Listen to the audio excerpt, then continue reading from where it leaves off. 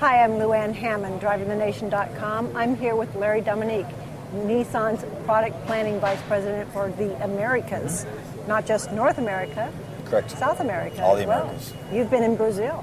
Yes, just got back from Brazil. How's it going in Brazil? Yeah, Nissan's growing. We were less than 1% market share. In March, we were 2% market share.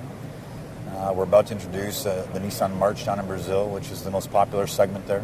Mm-hmm. So we believe we're going to gain quite a bit of market share over the next couple of years. Real excited.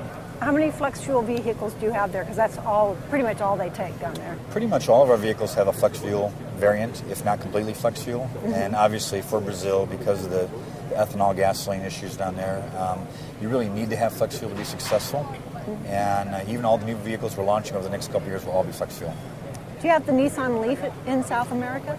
We do have an agreement with the government in Brazil, especially Sao Paulo, the state of Sao Paulo.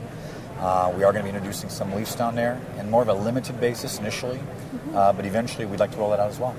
Larry, how is your Nissan Leaf selling here in the United States? How many have you sold so far in this year? Yeah, the first 2 years, Luann, is a little bit unique because we had limited production capacity in Japan at our Opama facility. So the U.S. only was allotted about 20,000 units a year for the first 2 years. So we had 20,000 reservations about 6 months ago. So the first year's production allocation was already accounted for 6 months ago. So we're in the process now of delivering those first 20,000 vehicles. We're going to open up in May the second set of reservations, shooting for that second 20,000 units. Now, right now, demand far outstrips our supply. Mm-hmm. What we're planning to do is we're building the extension into Smyrna, Tennessee. We're building a battery plant, and we're redoing the interior of the plant to accommodate the Leaf. So starting at the end of 2012, we're going to be building the Leaf locally in the United States. At that point in time, we're going to be able to produce well over 100,000 Leafs at that time.